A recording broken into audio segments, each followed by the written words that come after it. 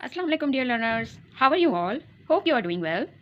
सो आज मैं आपको BA ADA part 2 general history का पेपर आपको समझाऊंगी। पहले हम पेपर देख लेते हैं, पेपर पैटर्न देख लेते हैं, उसके बाद मैं आपको मोस्ट इंपॉर्टेंट क्वेश्चंस बताऊंगी। ठीक है? अच्छा, आपने ये वीडियो लास्ट तक देखनी है क्योंकि कुछ टिप्स एंड ट्रिक्स हैं जो मैं आपसे शेयर करूंगी लास्ट में। ठीक है? अच्छा, फर्स्ट ऑफ ऑल ये पेपर देख लीजिए। ये कराची यूनिवर्सिटी का पेपर इस तरह से आता है, 2019 का ये पेपर है। ठीक है? और इसमें आप देख सकते हैं पहले इंस्ट्रक्शन क्या है। 3 आवर्स का ये पेपर होता है। ठीक है? इंस्ट्रक्शन ये है कि you have to attempt any 5 question, select not more than 3 from any section. ठीक है? आपको पूरे पेपर में से क्या करना है, एटलीस्ट 5 क्वेश्चन टोटल अटैम्प्ट करने हैं। यानी कि हर एक सेक्शन में से आपको एटलीस्ट दो तो सवाल करने ही हैं। ठीक है? 2 सेक्शन ए में से करेंगे, 2 सेक्शन बी में से करेंगे, तो कितने हो जाएंगे? ये हो जाएंगे आपके 4 सवाल। और फिर 5वां सवाल जो होगा वो होगा आपका किसी भी एक सेक्शन से, सेक्शन ए या सेक्शन बी में से। ठीक है?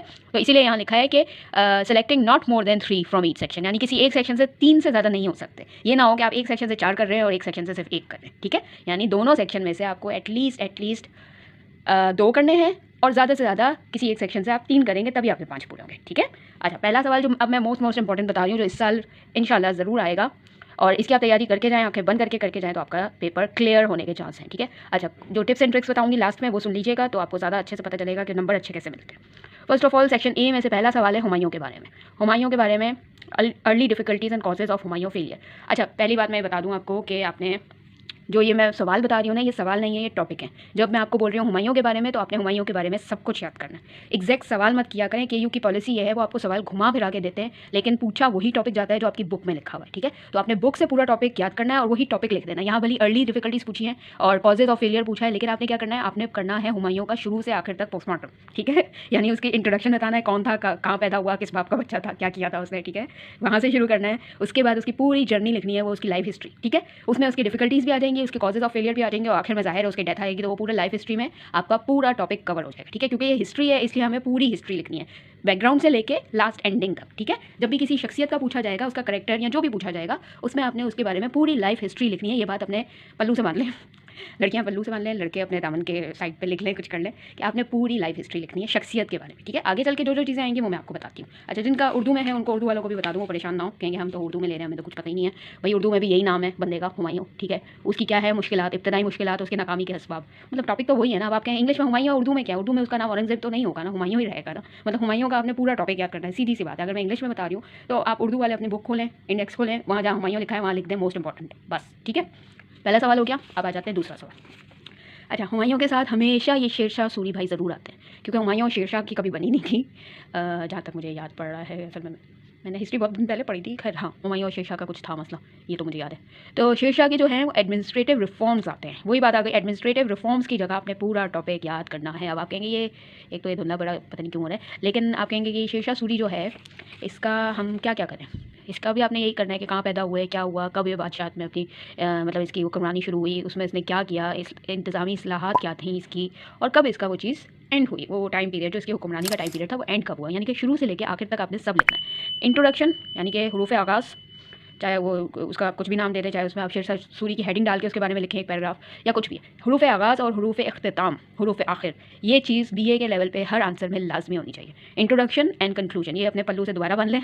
ये बात कि बीए के हर सब्जेक्ट के हर सवाल में आपने इंट्रोडक्शन और हरूफ आखिर कंक्लूजन लाजमी देना। अच्छा, इंट्रोडक्शन अक्सर बुक्स में आपके मौजूद होगी, हेडिंग में शुरू में आपको उसका बैकग्राउंड इंट्रोडक्शन मिल जाएगा, लेकिन कंक्लूजन किसी बुक में नहीं मिलेगा। कंक्लूजन आपने अपने वर्ड्स में लिखना है। क्या लिखना है? जैसा सवाल होगा वैसा आपने अपने वर्ड्स में, आपका क्या ख्याल है उस सवाल के बारे में। जैसे आप यहाँ कह रहे हैं कि फॉर एग्जाम्पल हुमायूं के इब्तदाई मुश्किलात क्या थी और नाकामी के असबाब क्या थे। ठीक है? वो सब आपने वो जो पढ़ा हुआ है वो तो लिख लिया, लेकिन आखिर में हरूफ आखिर में आप अपने वर्ड्स में बताएंगे कि एक्चुअली हुमायूं किस वजह से नाकाम हुआ था, वजह उसकी नाकामी की क्या थी, और उसको क्या क्या मुश्किलात ने उसको और नाकामी की तरफ धकेला। समझ रहे हैं मेरी बात? यानी अपने वर्ड्स होने चाहिए, ये बात सुन लें, बीए लेवल पे अपने वर्ड्स में आंसर लिखना चाहिए, क्योंकि केयू वाले आपका वही लिखने का कॉन्सेप्ट देखते हैं कि आपको कितनी बात समझ में आई। कॉन्सेप्ट समझ में आ गया, क्या बात बोली हुई है, क्या बात पूछ रहे हैं सवाल में, वो बात, वो टॉपिक समझ आ गया, उसका कॉन्सेप्ट समझ आ गया। ठीक है, अब उसको आप लिखते कैसे हैं, आपकी क्या कैपेबिलिटीज़ है, आपकी क्या सलाहियत है लिखने में अपने वर्ड्स में, ये चेक किया जाता है बीए लेवल पे। पूरा बुक का कभी नहीं छापते बीए लेवल पे, ये मेरी बात याद रखिएगा। ठीक है?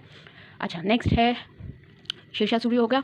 अब तीसरी चीज़ आ जाती है अकबर भाई। अकबर भाई के क्या मनसबदारी इंतज़ाम। ठीक है? अकबर भाई की 2 चीज़ें आती हैं, सॉरी मैं अकबर भाई कह रही हूँ, सॉरी, हमारे जलालुद्दीन मोहम्मद अकबर साहब जो हैं, उनकी मनसबदारी सिस्टम आएगा। ठीक है? एक उनका आता है दीन इलाही पे, वो लास्ट ईयर आ चुका है 2020 में, तो अब आएगा ये मनसबदारी, मतलब अल्टरनेटिव ईयर्स में आता है, एक में हुआ था एक में ही आते, ठीक है। तो इस बार ये मनसबदारी सिस्टम है। इस पर भी आपने पहले तो जलालुद्दीन अकबर के बारे में लिखना है, भाई साहब कौन थे, कहाँ से आए थे, किसके बेटे थे, क्यों थे, क्या थे, ठीक है ना। फिर वो कब अपनी हुक्मरानी पे आए, कैसे उनको मनसब मिला, क्या हुआ, कहाँ से उनका पूरा वो मतलब उनकी वो चीज़ चली है, हुक्मरानी कहाँ से स्टार्ट हुई, कब ख़त्म हुई, ख़त्म भी लिखना है। लास्ट में कंक्लूजन से पहले आपने ये बताना है कि भाई क्या हुआ, ये मनसबदारी सिस्टम वगैरह का हेडिंग वगैरह जो भी आपकी बुक में है वो सब लिख के लास्ट में आपने ये भी बताना है जलालुद्दीन भाई जो थे उनका कब इंतकाल हुआ, क्या हुआ। मतलब कंक्लूड हर जगह पे आपको इंसान के बारे में पूछा जा रहा है तो उसको उसकी मौत तक उसको चलाना है, उस टॉपिक को। समझ रहे हैं मेरी बात? पैदा होने से मौत तक लिखना है, बस ये बात अपने याद रखें। जब भी किसी इंसान के बारे में पूछ रहे हैं, भले आप उसके कोई भी मसले मसाइल पूछ रहे हैं, चाहे उसकी कामयाबी पूछ रहे हैं, नाकामी पूछ रहे हैं, उसके इंतजामी हालात पूछ रहे हैं, उसकी मिलिट्री रिफॉर्म्स पूछ रहे हैं, जो भी पूछ रहे हैं उसको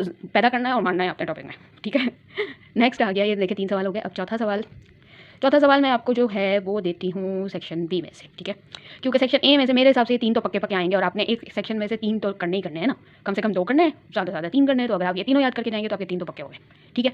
बाकी के ये जो हैं ये मैं नहीं दे रही क्योंकि डाउनफॉल ऑफ मुगल एम्पायर भी आता है, बट इस बार लास्ट टाइम आ चुका है 2020 में, तो दोबारा आने की कोई उम्मीद नहीं है। बाकी ये जहांगीर भाई और शाहजहां भाई जो हैं ये भी कभी आते हैं, कभी नहीं आते, कभी स्किप हो जाते हैं, तो इसलिए मैं इसका कुछ नहीं कह सकती। अब आ जाते हैं सेक्शन बी की तरफ। सेक्शन बी में मेरे हिसाब से जो इस बार एक्सपेक्टेड है वो है ये analyse the annexation and aggression of East India Company on Sindh. अच्छा, उर्दू में इसका समझा देती हूँ, वरना उर्दू वाले भाई साहब मुझे बोलेंगे कि क्या आप इंग्लिश कर रही हैं। हालांकि हिस्ट्री इंग्लिश में ज़्यादा आसान है मेरे हिसाब से। खैर, यहाँ है सवाल नंबर 7 जो है ये है सिंध पर ईस्ट इंडिया कंपनी की जारहियत का जायज़ा लीजिए, ठीक है। एक साल में आता है बंगाल का और एक साल में आता है सिंध का। ये वही चीज़ है कि सिंध पे ईस्ट इंडिया कंपनी जब पाकिस्तान बनने से पहले की बात है, बहुत पहले की बात है, जब आया था ईस्ट इंडिया कंपनी यानी अंग्रेज़ आए थे ना, उस वक्त उन्होंने किस तरह हमारे इलाकों पर कब्जा किया। बंगाल पर भी उन्होंने ज़बरदस्ती कब्जा किया था बाय हुक और बाय कुक करके, और यहाँ पर भी सिंध पर भी उन्होंने अपना राज कायम किया था, और वो कैसे किया था वो सब आपको ये बताना है, ठीक है। ये वाला इंपॉर्टेंट है। उसके बाद आ जाते हैं हम, सॉरी मैंने यहाँ टिक किए हैं इसलिए मैं यहाँ से देख के फिर आपको उर्दू में बता रही हूँ, हालांकि मैं वहाँ पे भी पहले बता सकती हूँ। अच्छा, मेरे हिसाब से सबसे ज़्यादा ज़रूरी इस वक्त जो है ना वो सर सैयद अहमद खान और कायद आज़म दोनों हैं, ये वाले सवाल, ठीक है। सर सैयद अहमद खान की सर्विसेज और कायद आज़म का रोल, ये दोनों ही इंपॉर्टेंट हैं, तो ये दोनों आपने करने हैं। अब आप बोलेंगे मिस ये सर्विसेज कैसे करें, सर्विसेज में क्या क्या आएंगी। भाई सर सैयद अहमद खान की सर्विसेज क्या थी, उन्होंने तालीम को आम किया था, उन्होंने अलीगढ़ मूवमेंट शुरू किया था, उन्होंने कॉलेजेस यूनिवर्सिटीज़ बनाए थे, माओ यूनिवर्सिटी जो अब वहाँ इस्लामिया यूनिवर्सिटी है, ठीक है। इतनी सारी चीज़ें की थी, यही उनकी सर्विसेज थी। फिर उन्होंने किताबें मैगजीन छापे, उन्होंने अखबार छापे, उन्होंने आर्टिकल्स लिखे, उन्होंने किताबें लिखी, उन्होंने आपका कुरान की तफसीर लिखी इंग्लिश ज़बान में, क्योंकि इंग्लिश ज़बान में नहीं थी। और यही वजह थी कि मुसलमान और हिंदुओं की अंग्रेज़ों के साथ जो लड़ाई शुरू हो रही थी ना पहले, क्योंकि मुसलमान तो पढ़े लिखे थे ही नहीं, हिंदू तो फिर भी पढ़े लिखे थे। मुसलमान जो थे वो अंग्रेज़ों को समझते थे, अंग्रेज़ी बोलते हैं तो ये तो हमसे बिल्कुल ही मतलब मुताबिकत नहीं रखते, ये तो बिल्कुल ही अलग कोई अलग एलियन टाइप के कौम है, तो इसलिए वो ज़्यादा मतलब इनसे चिड़ खाते थे, ठीक है। तो इसलिए सर सैयद अहमद खान ने जो है वो इनके बीच में ये वाला ब्रिज बनाया पढ़ाई के थ्रू के। ये मुसलमान जब पढ़ेंगे, अंग्रेज़ी सीखेंगे, अंग्रेज़ी को समझेंगे, और स्पेशली अगर कुरान का तर्जुमा अंग्रेज़ लोग अंग्रेज़ी में पढ़ें और मुसलमान भी उसका अंग्रेज़ी तर्जुमा करें, तो हम में और अंग्रेज़ों में, क्योंकि अंग्रेज़ ज़्यादातर उस वक्त जो थे वो थे ईसाई, क्रिश्चियंस थे, ठीक है। तो हम में और ईसाइयों में बहुत कुछ सेम भी है ना। तो ये सर सैयद अहमद खान की जो सर्विसेज थी वो ये थी कि उन्होंने ये काम किया था, ठीक है। इस तरह वो उन्होंने एक तरह से लेकिन सर सैयद अहमद खान ने एक ब्रिज का काम किया था, मुसलमानों को अंग्रेज़ी सिखा के, अंग्रेज़ी पढ़ा के, ताकि मुसलमान और अंग्रेज़ आपस में एटलीस्ट बात तो कर सकें, क्योंकि ये लोग आपस में एक दूसरे से बात ही नहीं करते थे। कैसे करेंगे जब अंग्रेज़ को उर्दू आती है नहीं आती और मुसलमान को अंग्रेज़ी नहीं आती, तो किस मीडियम में बात करेंगे, ठीक है। तो ये वजह थी सर सैयद अहमद खान की ये खिदमत थी। अच्छा देखिए, सवाल यहाँ उर्दू में लिखा हुआ है, बड़ी सगी के मुसलमानों की निशात सानिया के लिए सर सैयद अहमद खान की खिदमत। अच्छा, जब भी सवाल में या तो सर सैयद अहमद खान लिखा हुआ है या अलीगढ़ मूवमेंट, अलीगढ़ के बारे में कुछ भी लिखा हुआ है, इसका मतलब आपको यही सर सैयद अहमद खान का पूरा टॉपिक लिखना है, ठीक है। समझ आ गई? सवाल कुछ भी घुमा हुआ है, आपने टॉपिक याद करना है और टॉपिक लिख के आना है, ठीक है। दूसरा सवाल ये कि हमें पाकिस्तान के लिए कायदा आज़म की जद्दोजहद और उनके किरदार को तफसील से बयान करें। ये भी आपको जब कायदा आज़म नजर आए तो इट मींस कि आपको कायदा आज़म ही लिखना है, ठीक है। ये बात तो आ गई होगी, आई होप समझ में आपको। अब नेक्स्ट देखते हैं, मैं आपको नोट में से बता रही हूँ। नोट में से है तहरीक खिलाफत, जो मेरे हिसाब से इस साल आ सकता है, ठीक है। इसके अलावा भी आएंगे लेकिन इनमें से कोई नहीं आएगा, रिपीटेड वाले ये बाकी के मैं कुछ नहीं कह सकती कि कौन सा टॉपिक आएगा। अक्सर कायदा भी एक नोट में डाल देते हैं वो लोग। तो देखें, तहरीक खिलाफत मोस्ट इंपॉर्टेंट है, वो जरूर आएगा। अब देखिए, मैंने आपको कितने बता दिए टोटल सवाल। सेक्शन ए में से मैंने आपको 3 सवाल बताए, ठीक है। सेक्शन बी में से मैंने 3 सवाल बताए हैं और 1 नोट बताया। अब आपको करना है तो वैसे भी सेक्शन ए में से कम 2 करने हैं, ज़्यादा से ज़्यादा 3 करने हैं। सेक्शन बी में से भी कम 2 करने हैं, ज़्यादा से ज़्यादा 3 करने हैं। मैंने आपको टोटल ये 7 टॉपिक्स बता दिए हैं। ये 7 टॉपिक्स याद करके जाएं, इंशाल्लाह इसी में से आपका लग जाएगा पेपर और आपका आराम से कवर हो जाएगा। अब जो लोग पूछते हैं कि भैया हम कितने हेडिंग का कितने पेजेस का आंसर लेके आए, देखिए हर सवाल के आपको नंबर तो बताया ना, 100 मार्क्स का पूरा ओवरऑल पेपर होता है, 5 सवाल करने होते हैं, इसका मतलब एक सवाल 20 नंबर का। 20 नंबर के लिए आपने क्या करना है, आपने एटलीस्ट 8 से 10 हेडिंग लाजमी लिखनी है, तब आपके 20 नंबर बनेंगे, ठीक है। 8 से 10 हेडिंग मतलब कि हेडिंग के नीचे एटलीस्ट 5 से 6 लाइन होनी लाजमी है, तो ये कहलाएगी एक हेडिंग, ठीक है। अब पेजेस आप पूछते हैं कि पेजेस कितने होने चाहिए। भाई पेजेस आपके जो कॉपी आंसर शीट होती है ना, आंसर शीट छोटी सी होती है, इसमें 8-10 लाइनें होती हैं। आंसर शीट का जो एक पेज होता है, उसका जो एक साइड होता है वो पेज नंबर 1 होता है, दूसरा साइड होता है पेज नंबर 2, ठीक है। इसी तरह दूसरे पेज का एक साइड पेज नंबर 3 और दूसरा साइड पेज नंबर 4। तो कम से कम ये 4 पेजेस का एक सवाल होना चाहिए, इससे कम ना हो प्लीज़, क्योंकि इससे कम होगा तो आपको 5-10 नंबर से ज़्यादा नहीं मिलेंगे, ठीक है। इससे ज़्यादा बढ़ा सकते हैं, चाहे आप 10 पेजेस कर लें, 15 पेजेस कर लें, वो आपकी मर्जी है, लेकिन टाइम भी देख लीजिएगा। 3 घंटे में आपको पूरा पेपर कवर करना है, 5 सवाल करना है, तो इसका भी अंदाज़ा लगा दीजिएगा। और हाँ, अब आप कहेंगे भाई इतनी जल्दी कैसे करेंगे ये वो 3 घंटे में 5 सवाल करना बहुत मुश्किल होता है, 8 से 10 हेडिंग करना बहुत मुश्किल होता है। भाई हाँ होता है, आप अपनी स्पीड अभी से बढ़ाएं, लिख के हर चीज़ याद करें। जब याद कर लें एक हेडिंग 2 हेडिंग याद कर लें तो अपने पास उसको लिखें टेस्ट के तौर पर, अपना टेस्ट खुद लें, टाइमर लगा के देखें कि आप एक हेडिंग कितने टाइम में कर लेते हैं, उस हिसाब से फिर एक हेडिंग के आगे आप टाइम लिखते जाएं। ठीक है, एक हेडिंग याद करके टेस्ट करें, एक हेडिंग के आगे टाइम लिखते जाएं। जब पूरा सवाल हो जाए 8 या 10 हेडिंग का तो काउंट करेंगे आपने पूरा सवाल कितने घंटे में किया, कितने देर में किया। ठीक है, तो उससे आपको अंदाजा हो जाएगा कि आप एक सवाल कितनी देर में करते हैं। और यही स्पीड अगर आप यही लिखने की आदत बनाएंगे, जब 4 5 6 सवाल करेंगे तो आहिस्ता आहिस्ता आपका टाइम खुद ही कम होता रहेगा, क्योंकि आपको आदत हो जाएगी जल्दी जल्दी लिखने की। तो पेपर में भी आप फिर जल्दी जल्दी हाथ चला सकेंगे। वरना अक्सर लोग कहते हैं पेपर में हमारे हाथ दुख जाते हैं, वाकई दुखते हैं क्योंकि बहुत जल्दी भागना पड़ता है। बट ये पहले से अगर आप अपनी आदत बनाएंगे तो आपको पेपर में ज़्यादा परेशानी या ज़्यादा टेंशन नहीं होगी। ठीक है, आई होप मेरी बात समझ में आ गई होगी। अब आप अगर वीडियो अच्छी लगी है तो लाइक कर दीजिए, सब्सक्राइब का बटन दबा दीजिए, बेल आइकन दबाना मत भूलिएगा, ताकि नेक्स्ट वीडियो आपको पता चल जाए कि कब आई है, कौन सा सब्जेक्ट की, शायद वो आप ही के सब्जेक्ट की हो। ठीक है, अगर आपको कोई और गेस्ट पेपर किसी सब्जेक्ट का चाहिए तो कमेंट में लिख के जरूर बताइएगा, मैं उसी का गेस्ट पेपर आपको बता दूंगी। And all the best, next video के साथ मिलती हूँ। अल्लाह हाफिज़।